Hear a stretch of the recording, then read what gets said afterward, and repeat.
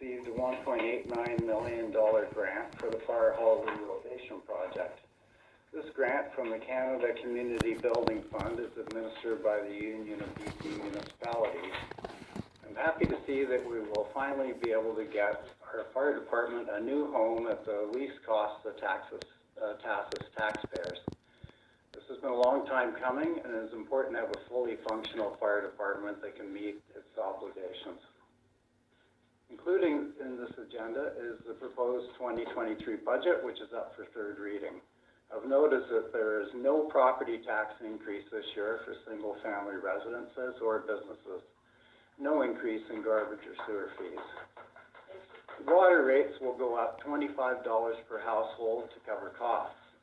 The steep jump in council costs is due to the resumption of travel and seminars attended post-COVID. Plus, council is now receiving medical and dental benefits, as do public works employees and staff as of last year. Administration costs declined slightly. Transfers to reserves this year are $719,000. This is definitely a good news budget. Zero tax increases for residential properties are pretty much unheard of these days. And I did check with several mayors this past weekend when I attended AVICC regarding this. I'm hearing increases around 11%.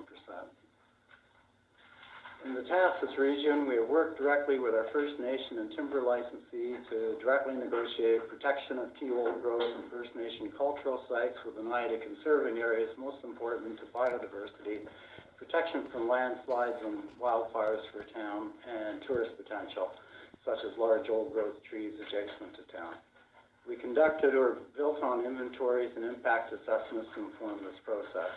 We have a letter of understanding with our licensee and have jointly produced a map of existing and potential wildlife habitat areas, old growth management areas, and parks.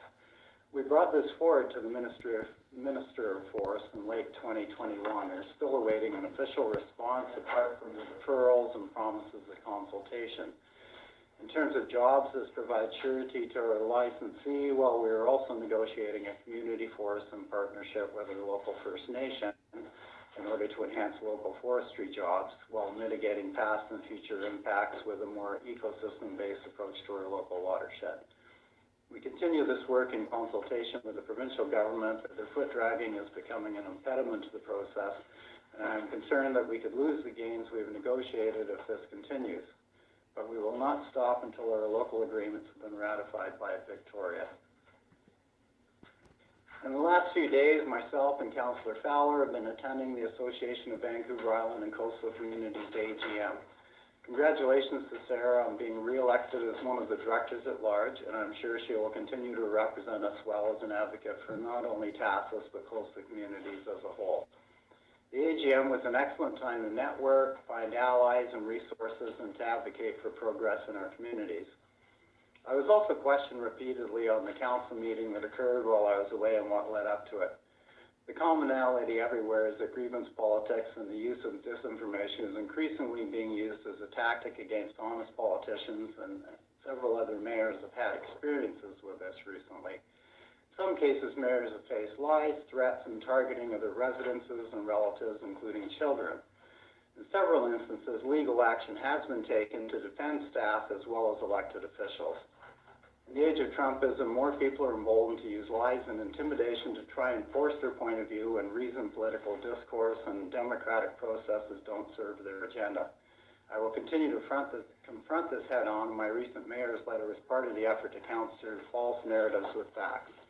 I'm happy to see that there is widespread support for good governance in this community, and thank all of you that have been providing that support to us. In the last regional district meeting, there was an excellent presentation from Sustained Technologies, which is built and is fine-tuning a state-of-the-art waste-to-energy conversion process in Nova Scotia. They are now interested in building a new plant on the west coast. We've been following this process closely, and I'm confident that the Comox-Strathcona Waste Management Board, on which I sit as a director, will be advocating for building their first plant out here. This process extracts fuels from garbage, of which 30% can be used for both energizing the conversion process, with the rest being resold. It also produces clean biosolids for fertilizer. The target plant size will process 70,000 tons per year, producing 35,000 tons of biomass and 12 million liters of diesel or naphtha. The projected cost is $40 million, which will be funded by investments. As most of you are aware, wolves are an increasing presence in our community, with cats and dogs going missing. Please be extra vigilant with your pets and indeed your children. It is disconcerting that they are now increasingly being observed during the day and not just at night. This may taper off as spring progresses and prey becomes more available. However, conservation officers are aware of the situation here and may be forced to take further action if this continues. And that's my report.